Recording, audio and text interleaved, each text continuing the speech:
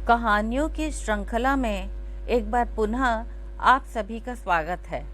आज मैं आपके समक्ष भारतीय सभ्यता और संस्कृति से पगी अमेरिकन यहूदी लड़की की कहानी ऐसी भी होली लेकर प्रस्तुत हुई हूँ, जो कि सुधा ओम ढींगरा के द्वारा लिखी गई है।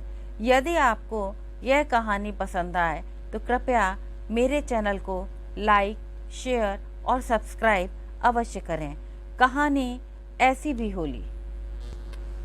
लैब का काम जल्दी जल्दी निपटाकर वह एयरपोर्ट पहुंचा तो पता चला कि न्यूयॉर्क से राले डरहम की फ्लाइट विलंब से है। चलने से पहले तो उसने कई बार कंप्यूटर पर अमेरिकन एयरलाइन की सूचना विभाग से पता किया था। फ्लाइट समय पर थी। प्रत्यावर्तन के परिवर्तन से यह रोज की बात हो गई है। कभी देर से तो कभी फ्लाइट्स पहुंचती ही नहीं। उसकी दादी और माँ पहली बार अमेरिका आ रही हैं और वह उद्विग्न है। कोई उत्साह नहीं है उसमें। जिनको अपने पास बुलाने के लिए वह कभी बहुत उत्सुक था, आज उन्हीं रिश्तों से वह निर्लिप्त हो गया है। बस एक कर्तव्य की तरह सब कार्य कर रहा है। फ्लाइट 1 घंटा देर से आ रही है। वह घर वापस भी नहीं जा सकता। आने जाने में उससे ज़्यादा समय लग जाएगा। उसे यहीं बैठकर फ्लाइट के आने की प्रतीक्षा करनी है। एयरपोर्ट की चहल पहल से दूर उसने एक कोना ढूंढा और वह उस कोने में बैठ गया। उसने पास पड़ा अखबार पढ़ना चाहा, पर मन नहीं रमा। वह सामने पड़ा रहा और उसका विक्षिप्त हृदय न जाने कहां कहां भटकता रहा। दादी को वह माँ से भी ज्यादा चाहता था। माँ कॉलेज की प्रधानाचार्य थी और देर से घर आती थी। स्कूल जाने और स्कूल से आने के बाद दादी ही उसकी माँ और सहेली थी। अमेरिका आने तक वह दादी को गर्लफ्रेंड बुलाता था। उनसे अपने दिल की हर बात कर लेता था। दादी से उसे कितनी अपेक्षाएं थी। उसे याद आया कि आज होली है और होली उसका मनपसंद त्योहार हुआ करता था। सिर्फ इसलिए नहीं कि वह त्योहार था, बल्कि इसलिए भी कि रंगों से उसे अथाह प्यार था। वह कलाकार जो था, पिछले वर्ष से उसने अपनी एक भी पेंटिंग को अंतिम रूप नहीं दिया। वे उसके स्पर्श को तरसती स्टूडियो के कोने में बिना साज श्रृंगार की नायिका सी बेतरतीब पड़ी हैं। वेनेसा के साथ उसे अपनी पहली होली भी याद आई, जब साथ की लैब से वह उसे लगभग खींचती हुई बाहर ले आई थी। उसे सफेद कुर्ता पैजामा पकड़ाकर बोली थी, गेट रेडी, होली पार्टी में जाना है। और वह यंत्रवत सा तैयार होने चला गया। वह उसकी सुंदरता से अधिक उसके व्यक्तित्व से प्रभावित है। वह उससे ज्यादा भारतीय है। भारतीय दर्शन, मिथकों और संस्कृति पर घंटों बोल सकती है। कई बार उसके तर्कों और गहन अध्ययन से उसका मुंह खुला रह जाता है। वह तो अपनी ही संस्कृति के बारे में इतना कुछ नहीं जानता जितना वह जानती है। पार्टी उसकी बचपन की सहेली ऋचा शुक्ला के यहाँ थी। ऋचा की माँ ने रंगों की थाली से माथे पर टीका लगाकर उनका स्वागत किया और बेसमेंट की तरफ इशारा किया। सीढ़ियाँ उतरकर वे नीचे बेसमेंट में आए तो रंगों में पुते भारतीयों का जुलूस सा उसे मिला। सबने उन दोनों को रंगों से सराबोर कर दिया। रंग खेलने के बाद दोपहर के खाने का इंतजाम बेसमेंट से बाहर इंडोर स्विमिंग पूल के अहाते में था। वहां पकवानों की महक ने उसकी भूख जगा दी थी। होली के गीत ऊंचे स्वर में लगे हुए थे और बच्चे, बूढ़े सभी उनकी स्वर लहरियों पर थिरक रहे थे। ढोकला, पात्रा, समोसे, कचौरियाँ, चाट पापड़ी, भेलपूरी, आलू टिक्की, छोले भटूरे, रसगुल्ले, गुलाब जामुन, इमरती, जलेबी, ठंडाई, गुजिया इत्यादि देखकर उससे रहा नहीं गया और वह एक तरह से खाने और ठंडाई पर टूट पड़ा। ऋचा खिलखिलाकर हंस पड़ी थी। इस खिलखिलाहट से कुछ असहज महसूस करते हुए उसने वेनेसा से पूछा था, क्या ये सब आमंत्रित मेहमान हैं? वेनेसा ने उसे सहज करते हुए कहा था, असहज होने की कोई बात नहीं। होली पर आए नए लोगों का हमेशा ही स्वागत होता है, चाहे उन्हें कोई आमंत्रित मेहमान अपने साथ ही लेकर आए। सब यही चाहते हैं कि त्योहार वाले दिन कोई अकेला न रहे। तुम बिन बुलाए मेहमान नहीं हो, सहज होकर मस्ती करो और वह सचमुच में सहज हो गया था। रंग बरसे भीगे चुनर वाली गीत पर खूब नाचा था वह, और उसकी अदाएं देख देख कर वेनेसा मुग्ध होती रही। कई लोग रंगदार स्विमिंग पूल में डुबकियां लगा रहे थे। वेनेसा ने पिचकारी से उसे रंग दिया तो किसी कलाकृति की तरह उसके सफेद कपड़े भी आकर्षक हो उठे। ठंडाई के साथ बार भी खुली हुई थी। जिन, टॉनिक, वोदका, विस्की, स्कॉच और बियर की तो नदी बह रही थी। वह कुछ ज्यादा ही गटक गया था। वेनेसा वहां से उसे अपने घर ले गई। उसे बाथरूम में धकेल कर वह स्वयं दूसरे बाथरूम में चली गई। उसे रंग छुटाने में देर नहीं लगी। भारत में तो वह घंटों रगड़ता रहता था, तो भी वे रंग अपनी हल्की सी झलक छोड़ ही जाते थे। नहा धोकर वह बाहर लिविंग रूम में आया तो विस्मित सा खड़ा उसे देखता रहा। अपलक उसके शरीर में एक लहर सी दौड़ गई। भावनाओं से भीग गया था वह। आसमानी साटिन के नाइट गाउन में वह आकाश गंगा सी धरा पर उतरी महसूस हुई। उज्जवल, स्वच्छ, चमकती, किसी परी लोक की मासूम परी। उसे लगा यह तो वही परी है जिसे वह ढूंढ रहा था। वह घुटनों के बल नीचे बैठ गया। उसने अपना दायां हाथ उसकी ओर बढ़ा दिया। इस नाचीज के साथ प्रणय सूत्र में बंधना पसंद करोगी?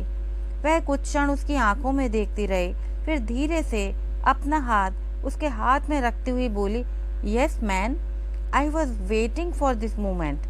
पानी की तरलता उसकी आंखों में अपनी छवि देने लगी। वह उछल पड़ी, आई लव यू अभी, आई लव यू, और उसके साथ लिपट गई। सबसे पहले उसने दादी को ही तो फोन किया था। फोन दादा ने उठाया था। दादाजी, मेरी गर्लफ्रेंड से कहिए बचपन की जिस परी की कहानी वह सुनाया करती थी वह मैंने ढूंढ ली है, ठीक वैसी ही जैसे वह वर्णन किया करती थी। किस कुल की है? दादाजी का रौबीला स्वर गूंजा। दादाजी, हम तो आर्य समाजी हैं, यह सब मानते नहीं। अभिनव ने बड़े स्नेह से कहा, आर्य समाजी होने का मतलब यह तो नहीं कि कुछ देखा ही न जाए। शादी के बाद तुम्हारा ही नहीं, हमारा भी पूरा जीवन उससे जुड़ने वाला है। मेरा मतलब है कि गुजराती, बंगाली, मद्रासी, कौन है वह? घर परिवार तो देखा ही होगा तुमने। दादाजी दृढ़ आवाज में बोल रहे थे। दादाजी, उसका नाम वेनेसा है और वह यहूदी है। अभिनव के मुंह से एकदम निकल गया। अभिनव को अपनी ही आवाज गूंजती महसूस हुई। क्या यहूदी लड़की को इस घर की बहू बनाएगा? भारतीय लड़कियां मर गई हैं? वह चिल्ला पड़े। वह सकपका गया था। दिल्ली के एक प्रतिष्ठित कट्टर आर्य समाजी परिवार का बेटा है वह। दादा हाई कोर्ट के रिटायर्ड जज हैं और पिता आईएएस ऑफिसर। सामाजिक विसंगतियों के विरुद्ध उसने उन्हें लड़ते देखा है। पर आज दादाजी क्या कह रहे हैं? क्या हो गया है दादाजी को? उसने साहस बटोर कर कहा, दादाजी, वह बहुत सुलझी हुई लड़की है, परिवार के महत्व को समझती है। यहूदियों की जीवन मीमांसा में परिवार एक महत्वपूर्ण इकाई है। मैं उसे बहुत प्यार करता हूँ। अभी इस उम्र का प्यार। दादाजी की आवाज गुस्से से कांपने लगी थी। उनकी बात अधूरी रह गई थी। आप उसे एक बार मिल तो लें, हम दोनों एक दूसरे को बहुत प्यार करते हैं। उसने उन्हें समझाने की कोशिश की थी। यौवन का सूर्य एकांत के अंधकारों में घिर जाए तो प्यार नहीं कहते। भारत आ जाओ, सब ठीक हो जाएगा। दादाजी उसी अंदाज में बोलते गए। अभिनव उखड़ गया। उसे अपने परिवार पर बहुत गर्व था। सोचता था कि वेनेसा के बारे में बताने पर उसका परिवार खुशी से झूम उठेगा। शैशव काल से जिस जीवन दर्शन में वह पला था, आज उसके एक फैसले से वह उसे बिखरता महसूस हुआ। वह ऊर्जा रहित हो गया था। फिर भी उसने अपने आप को समेटते हुए कहा, दादी जी को फोन दें। दादी ने फोन संभालते ही कहा था, अपनी गर्लफ्रेंड से पूछे बिना ही तुमने फैसला ले लिया? अरे गर्लफ्रेंड को मिलने तो आजा, ऐसी बातें फोन पर नहीं होती। भारत आकर बात कर, पर अकेले आना। वेनेसा को लाएगा तो ढंग से बात नहीं हो पाएगी। बेटा, तुम तो बहुत समझदार हो। यह वही लड़की है जो तुम्हें एयरपोर्ट पर लेने आई थी। बस जो सामने पड़ गई उसे प्यार समझ लिया। एक बार अपने देश की परियों को देख तो ले। मैंने एक परी पसंद की हुई है। अभी को कुछ पता नहीं चला कि दादी ने और उससे क्या क्या कहा और उसने फ़ोन बंद कर दिया। उसके बाद ईमेल और फ़ोन द्वारा एक ही संदेश मिला, घर लौट आओ, अकेले घर लौट आओ। पर वह लौटा नहीं था। जानता था कि उसका परिवार बहुत सक्षम है और वह अभी स्टूडेंट वीज़ा पर है और भारत जाकर वह फिर कभी अपनी वेनेसा के पास नहीं लौट पाएगा। उसने फ्लाइट मॉनिटर पर फिर देखा, फ्लाइट को और आधे घंटे की देरी हो गई है। कोने से हटकर वह स्वागत कक्ष में बैठ गया। सामने टीवी पर एनसी स्टेट यूनिवर्सिटी और यूएनसी चैपल हिल की बास्केटबॉल की टीमें खेल रही हैं। उसका मन कहीं स्थिर नहीं हो रहा था, अतीत में डुबकियां लगा रहा था। इस कक्ष में जब वह पहली बार आया था तो वेनेसा इसी स्वागत कक्ष में उसके नाम का बोर्ड लेकर खड़ी थी। वह एनसी स्टेट यूनिवर्सिटी के एग्रीकल्चर विभाग में पीएचडी करने आया था। विदेशी विद्यार्थियों के स्वागत कमेटी की वह सदस्य थी और उसकी होस्ट भी। वह उसे साधारण सी अमेरिकन लड़की लगी थी। हालांकि उसे पहले ही यह बता दिया गया था कि वह उसे एयरपोर्ट पर मिलेगी। वह एग्रीकल्चर विश्वविद्यालय लुधियाना का गोल्ड मेडलिस्ट था, पर नए परिवेश में पग धरने तक वह बहुत अधीर था। My name is Vanessa. उसने अपना हाथ बढ़ाकर उसका स्वागत किया था। Nice to meet you, I am Abhinav Sharma. उसे सब कुछ बहुत अद्भुत लग रहा था। वह उसे यूनिवर्सिटी हादसिंग्स की ओर ले जा रही थी, जहां उसे यूनिवर्सिटी ने एक घर अलॉट किया था। कार में सारे रास्ते वह चारों तरफ के ट्रैफिक, सड़कों और हरियाली को ही निहारता रहा। सारे रास्ते वेनेसा ही बोलती गई। उसके उच्चारण को समझने में उसे कठिनाई हो रही थी। तुम ब्राह्मण हो? हाँ, पर तुम्हें कैसे मालूम हुआ? मैं भारत के बारे में बहुत कुछ जानती हूँ, जिज्ञासु प्रवृत्ति की हूँ, खूब जानकारी रखती हूँ। 2 बार भारत अपनी सहेली रिचा के साथ घूम भी आई हूँ। कई शहर देखे हैं, दिल्ली, आगरा, कानपुर, राजस्थान एवं मुंबई। मुंबई में तो मैं शाहरुख से भी मिली। उसे देखकर वह रो पड़ी थी, आत्मविभोर हो गई थी। उसकी सब मूवी देखती हूँ। और तुम किसे पसंद करते हो? आमिर खान को। या he is a nice guy. और तुम कहाँ की हो? न्यूयॉर्क की। यही जन्मी और पली हूँ। अमेरिकन हो? अमेरिकन यहूदी हूँ। मेरे बुजुर्ग दूसरे विश्व युद्ध में सिर पर छत की तलाश में अमेरिका आए थे। अब मेरा पारिवारिक बिजनेस है। पढ़ाई कहाँ की? एनसी स्टेट यूनिवर्सिटी से एग्रीकल्चर में मेजर किया है। और अब क्या कर रही हो? डॉक्टर जोसेफ वंदेजाफ के निर्देशन में तुम्हारे साथ ही पीएचडी करूंगी। मुझे हिंदी फिल्मों के पुराने गीत सुनने बहुत अच्छे लगते हैं। और तुम्हें? उसने कार में लता और रफ़ी की सीडी ऑन करते हुए कहा था। मैं गाने कम ही सुनता हूँ। संगीत में रुचि नहीं? इतनी नहीं। किस में रुचि है? पेंटिंग में। वाओ, ग्रेट, एक दिन देखूंगी। बातों ही बातों में वे यूनिवर्सिटी हाउसिंग्स की पार्किंग गैराज में पहुंच गए। वह उसे उसका घर दिखलाकर रूममेट से मिलवाकर चली गई थी। उसका रूममेट नरेन सान्याल बंगाली लड़का था, बहुत सरल सादा, उसी की तरह।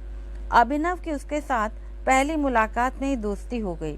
उसने 1 सप्ताह के भीतर अभी को यूनिवर्सिटी के वातावरण से परिचित करवा दिया।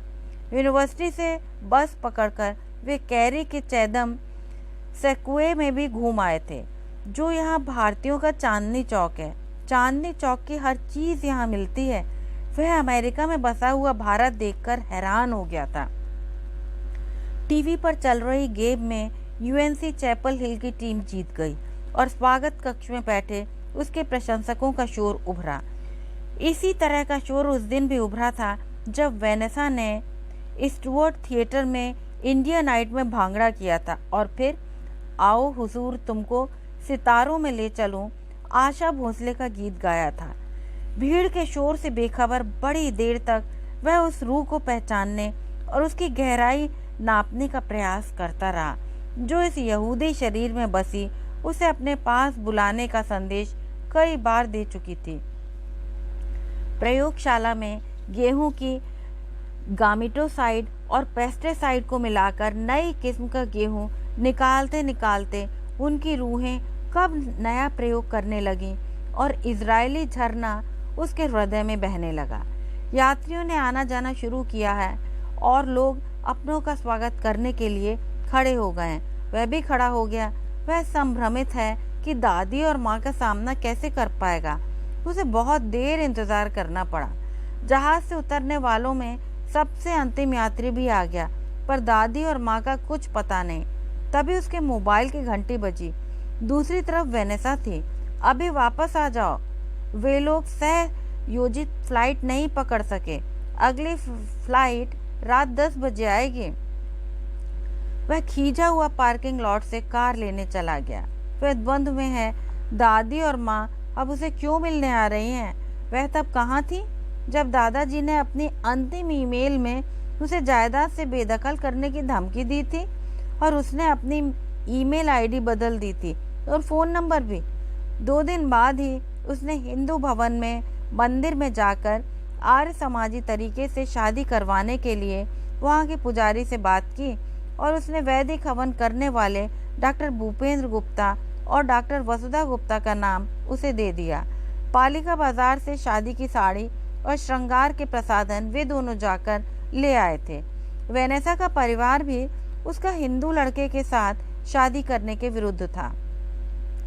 दोनों ने अपने दोस्तों को बुलाया और गुप्ता दंपत्ति की उपस्थिति में आर्य समाजी तरीके से शादी कर ली।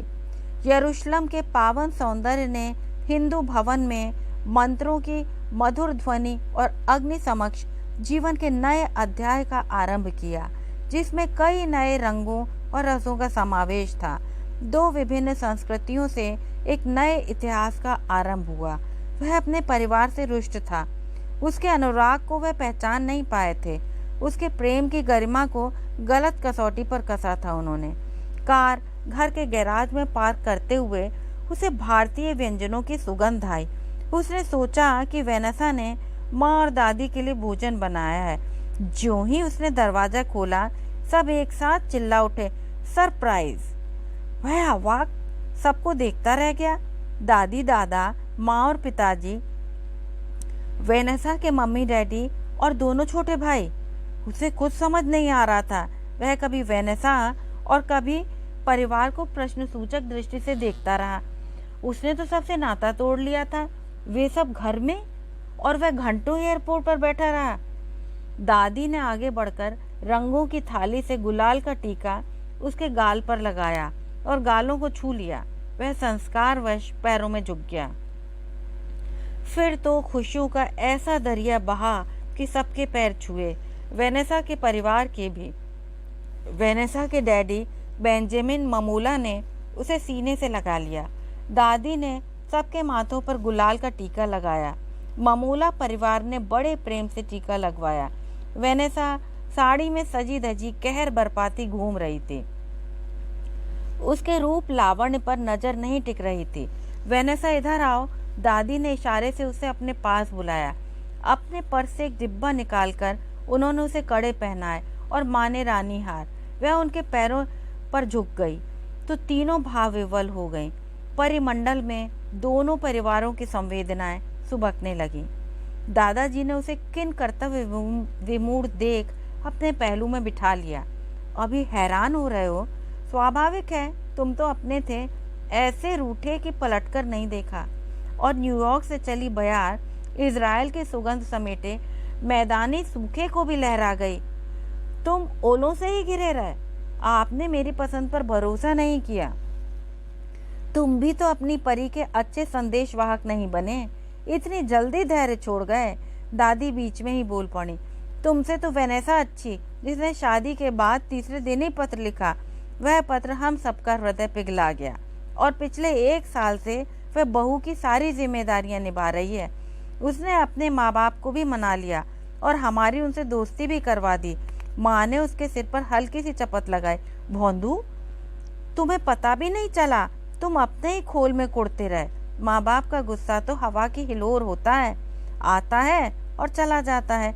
वेनेसा तुम्हारा गुस्सा ठंडा होने का इंतजार कर रही थी। वह रंगों वाले दिन तुम्हें सरप्राइज देना चाहती थी, इंसानी रंगों का सरप्राइज। वह कहती है इससे गहरा कोई और रंग नहीं।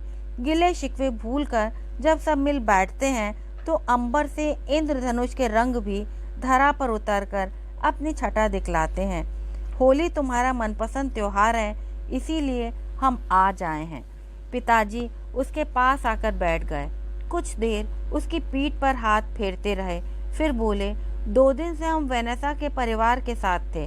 बहुत अच्छे लोग हैं, वे ही हमें ड्राइव करके लाए हैं। हमें तुम्हारी पसंद और ममोला परिवार पर गर्व है। पर मुझे इतनी देर एयरपोर्ट पर क्यों बिठाए रखा? यह तुम वेनेसा से पूछो। उसी का आइडिया था ताकि हम आ जाएं और वह तैयारी कर सके। लैब से तो तुम जल्दी घर आ जाते। वेनेसा मुस्कुराती हुई उसके बालों में हाथ फेरकर निकल गई। वह सिर्फ इतना ही कह पाया, यह सरप्राइज मैं कभी नहीं भूल पाऊंगा। रंगों का मतवाला कभी सोच भी नहीं सकता कि ऐसी भी होली हो सकती है। उसका गला भर गया। आंखों की नमी छुपाने के लिए वह वहां से उठ गया और स्टूडियो में पेंटिंग्स को ढंग से रखने के लिए चला गया। कहानी सुनने के लिए आप सभी का बहुत बहुत धन्यवाद। यदि आपको यह कहानी अच्छी लगी हो तो कृपया मेरे चैनल को लाइक, शेयर और सब्सक्राइब अवश्य करें।